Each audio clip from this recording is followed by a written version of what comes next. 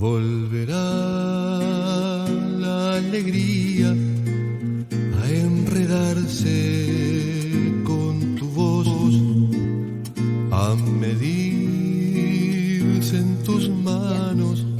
Bueno, yo voy a hablar más específicamente de la parte de hábitat y vivienda. Eh, a diferencia del ordenamiento territorial, que es mucho más transversal en sí mismo y a lo largo del programa se ve en diferentes secciones, la parte de vivienda está mucho más centrada en el eje B, que es un país de bienestar para todas y todos. Y de por sí las políticas de hábitat y vivienda tienen como muchas esferas, pero todas tienen que ver con esto, todas tienen que ver con el efecto que tienen en el bienestar de las personas. Y esto, para tratar de decirlo conceptualmente de manera resumida, a ver, de repente la mirada más clásica de la vivienda es la protección frente al exterior, ¿no? Es como una cuestión de la salud física de las personas y frente al clima y demás. Eh, pero también tiene que ver, por ejemplo, con tener los espacios adecuados para realizar las actividades familiares, y eso lo vimos reforzado, por ejemplo, con la pandemia, y también tiene que ver con dónde está ubicada la vivienda, que tiene que ver con todo lo que decía Alicia, y ahí va directamente por el efecto en la salud, por ejemplo, las condiciones de saneamiento, o cuestiones por el estilo que pueden tener un impacto directo, pero también tiene que ver con el acceso a servicios, el acceso a trabajo, oportunidades, a todo lo que nos brinda la sociedad, digamos, y que es necesario para desarrollar nuestra vida. Y hay como una tercera pata que tiene que ver con la vivienda y el bienestar, que tiene que ver con lo económico.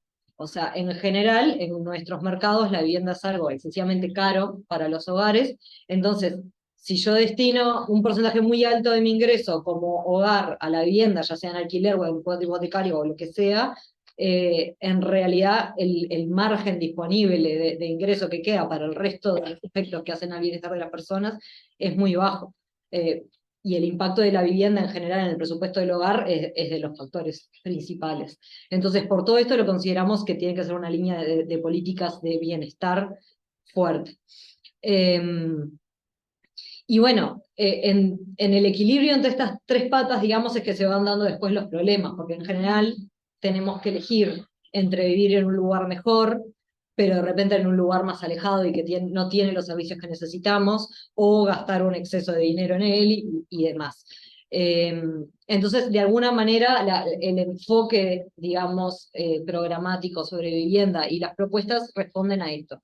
Responden a que en realidad necesitamos una multiplicidad de herramientas, una multiplicidad de políticas públicas que tengan que ver con la habitacional, eh, para que todo el mundo pueda vivir bien en todos lados, de alguna manera. O sea, no alcanza solo con solucionar los asentamientos, la precariedad concentrada, cosa que sin duda es algo que es súper necesario y para lo cual se necesitan muchísimos recursos, pero es necesario también contar con otras políticas que aborden la vivienda de esta manera más integral. Entonces, es fundamental pensar en los servicios, y bueno, y en el transporte, como decía Alicia, en un montón de cuestiones que hacen a la calidad de vida, que tienen que estar de alguna manera coordinada con la planificación, coordinada con las políticas de vivienda. ¿Dónde vamos a hacer vivienda y de qué manera va a acceder la gente, eh, para que realmente puedan contar con todas las necesidades que corresponden? Y bueno, para hacerlo corto, porque habíamos dicho tratar de hacer una primera ronda de pocos minutos, en esta línea es que en realidad, bueno, hay como varias propuestas específicas en el área de vivienda. Sin duda, una es seguir trabajando en la precariedad concentrada. Eh, Otra es atacar el tema alquileres y generar una alternativa regulada de alquileres en distintos lugares del país, con distintas tipologías, con distintas formas de habitar el territorio, pero que de alguna manera asumir que el ideario de que todo el mundo se compre su casa, para la mayoría de la gente en general no termina siendo real. Entonces, bueno, podría existir un stock de vivienda estatal para alquiler o un mercado paralelo de alquileres regulado, que es una de las cosas que se propone explícitamente en el programa, es decir, bueno, el mercado libre, digamos, de alquileres sigue existiendo, pero todos los apoyos estatales que puedan existir se dan solo a quienes se enmarquen en determinado mercado regulado con topes de precios o algo por el estilo. Entonces, garantías, préstamos para mejoras o yo qué sé, incluso beneficios en impuestos o en contribución, que sean de alguna manera solo para quienes acepten, digamos, determinadas normas que aseguren que la gente pueda acceder a esas viviendas. Y bueno, en realidad lo dejé para el final porque tiene que ver también con las partes de ordenamiento que van a cerrar ahora, y porque engloba un poco a todo. En realidad para esto son fundamentales las políticas de suelo, porque no es posible ni construir, ni reformar lo existente, ni nada, sin acceder al suelo para hacer vivienda, o para reciclar las que tengamos que están degradadas, sean individuales o complejos o lo que sea. Entonces, existen herramientas a nivel nacional de carteras de tierras, obviamente ahora están bastante más en desuso, pero es fundamental retomar esos instrumentos que existen, fortalecerlos y a su vez también darles recursos eh, para poder acceder a suelo en lugares adecuados para construir vivienda en sus diferentes modalidades. No tenemos la verdad. Como hablaron mucho de vivienda, me largo. No, porque además en realidad varias de las cosas que dijeron en realidad tienen que ver con lo mismo, en definitiva, ¿no? O sea, no son fenómenos aislados el de la especulación inmobiliaria y el de la inaccesibilidad de la vivienda y demás. Hay un término que justo ahí somos todos arquitectos, pero los economistas hablan de la inelasticidad, que es esto de que, bueno, los mercados inmobiliarios no responden a las leyes de oferta y demanda. Subo la oferta, entonces van a bajar los precios. Eso no sucede así, de hecho ya lo estamos viendo, hay una explosión inmobiliaria enorme y básicamente en general responde a especulación. Y los precios no bajan, al revés. En todo caso, lo que muchas veces sucede en los lugares en los que se implantan proyectos así es que terminan subiendo los precios porque como que se revaloriza la zona, digamos, y termina pasando, como decía recién el compañero, que se da como una expulsión en realidad de la gente local que tiene un arraigo con el lugar, con el barrio, con la zona y demás.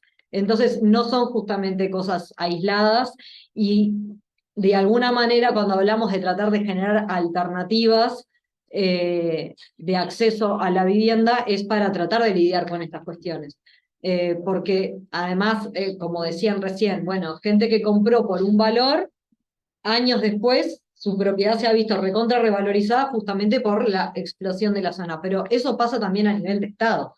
Si como Estado yo invierto en vivienda y en toda la infraestructura que implica y demás, para dar viviendas, pero solo se hace en forma de crédito hipotecario y propiedad privada, en realidad también, bueno, después es la segunda generación que accede a esa vivienda va a acceder a precio del mercado, va a volverse parte de ese mercado inmobiliario. Entonces, cuando hablamos de, bueno, hoy no lo mencioné, pero sin duda que volver a potenciar el sistema cooperativo, que es un sistema fuerte, robusto en nuestro país, que tiene además su propia autogestión y funcionamiento y demás, pero que se ha reducido mucho en ese periodo por una cuestión de que no se otorgan los préstamos, digo, justamente estamos hablando de un sistema que en buena medida desmercantiliza la vivienda. Si hablamos de sistemas de alquiler, ya sean de propiedad estatal o regulados, también de alguna manera buscamos generar eso. Está fuertemente ligado con lo que decía hoy al final, políticas de suelo. Y políticas de suelo no es solo ir para afuera, porque como decían recién, hasta que lleguemos a Marte, esa torta no va a crecer. Ahí puede estar la discusión de tiene que crecer la torta para poder repartirla. Entonces, justamente es buscar suelo, pero buscar suelo, por ejemplo, en complejos habitacionales que están degradados y que se podrían mejorar y aprovechar de otra manera. Viviendas abandonadas. Existen instrumentos legales para estas cuestiones, se pueden mejorar, evidentemente, pero digo, la idea es tratar de aprovechar mejor las áreas en las que ya vive la gente. Volverá la alegría